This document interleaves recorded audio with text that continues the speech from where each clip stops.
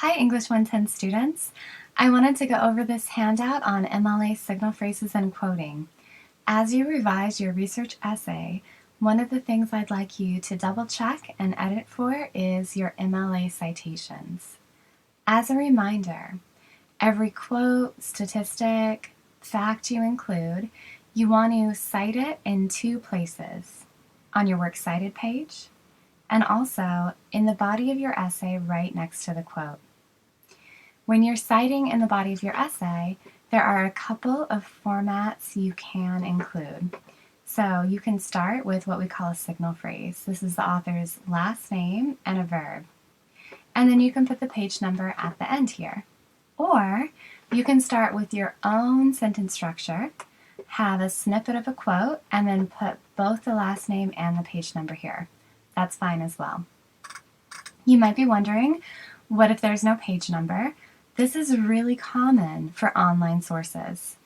If your online source also comes in a PDF format that you can download, then download that and include the page number in that PDF. For articles online that are not in PDF format with page numbers, you can just leave this out. So, for instance, you could write, Coates speculates that perhaps struggle is all we have. You can include the paragraph number. It's optional. I had you do this for the earlier essay, but you don't need to do it for the research essay. You can just include the author's last name and then the quote with no paragraph number, no page number. Videos also don't have page numbers. What you might use is a timestamp. This is really nice if you're including something from a documentary and it's a direct quote and it's a longer documentary. This is really reader friendly. It's optional, but useful for your reader to go and watch that clip and see that portion that you're citing. The first time you cite an author or speaker, if that person's work is very central to your point, you want to include their first name, last name, and the title of the work you're referencing. So, for instance, Ta-Nehisi Coates, in Letter to My Son, speculates that perhaps struggle is all we have. Every time after that first time, you only use their last name, Coates. You wouldn't repeat the title, and you don't need the first name.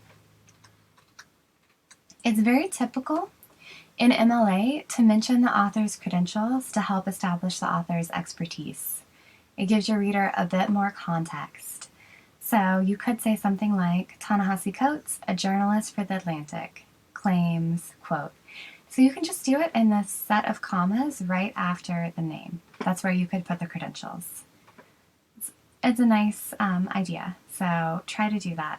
If there's no author, this is very common, what you can do is you can do a shortened title of the work. For instance, if you found a video and the video was titled, American Fast Food Took Over Kuwait and Made Its People Obese, and the video was produced by a news organization, there wasn't a specific director listed, what you could do is just shorten that title, American Fast Food. And then, in your in-text citation, however, the popularity of fast food has contributed to health problems. Currently, nearly 40% of Kuwait's adult population is obese. You would just have, in your parentheses, the shortened title, American Fast Food, and the timestamp. And keep in mind, you do want the quotation marks around the title. This tells your reader this is a title, that there's no author for this source. We talked about this a little bit already, but you can mention an organization in a signal phrase if you think that the organization is really important and that it would boost the credibility. So let's say I found this statistic and it was on a page from the CDC, and I want to mention that. I could write, according to the CDC, obesity now affects 1 in 5 children and adolescents in the United States. So I wanted to mention that organization because it boosts my credibility as a writer. Still, what's in parentheses needs to match your first words on your works cited. This makes it very easy for your reader to match up your works cited and your parentheticals. So let's say I wanted to learn more about this statistic. I could see childhood obesity and easily match it up. If you only had CDC, then that information is buried in the works cited, so it's harder to match it up. So you just want to make sure to edit for that. Here's an overview of your parenthetical citations.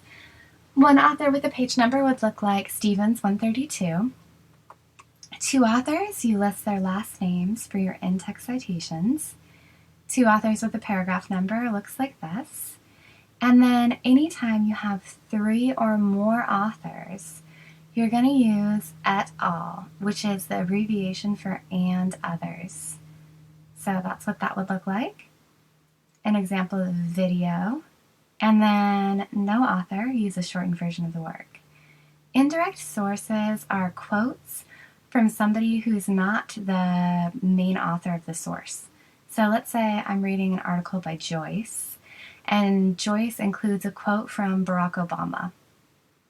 In my essay, I would say something like, Barack Obama states, and then in my parentheses, I would put quoted in Joyce. And that way, my reader could look on the works cited, find Joyce, and figure out which source to look at for that Obama quote. I want to talk a little bit about signal phrases. One really easy way to add more detail surrounding quotes or paraphrases is to mix up your verbs. So instead of saying state, state, state, writes, writes, writes, you can mix it up and use verbs that are more detailed. So let's say your author is calling something into question, or let's say your author is making a claim. It's better to say that quotes claims or asserts or posits or proposes rather than just states because it's more detailed. Your author might be emphasizing something, focusing on something. They could be overlooking something or excluding something. So just by changing your verbs a bit, you can add a lot more detail to your essay. I want to talk a little bit about being critical. So one of the things that you noticed in the reading that we did, reading with and against the grain, is that you can agree with or disagree with authors' ideas. So if you're told to say that you disagree, you don't necessarily need to say, I disagree or I agree. You want to instead try to be specific about why you agree. So if, let's say, I read Coates' article and I really agree with it, instead of saying, I agree with Coates, I might say, Coates presents an effective interpretation, or Coates presents compelling evidence, or Coates' analysis is relevant or effectively proves.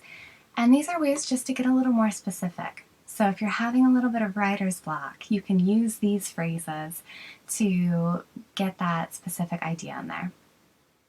I also told you can include sources that you can argue against. So you might disagree with some of your sources, and you are welcome to use these phrases. So you might say something about what the author downplays, assumes, overlooks.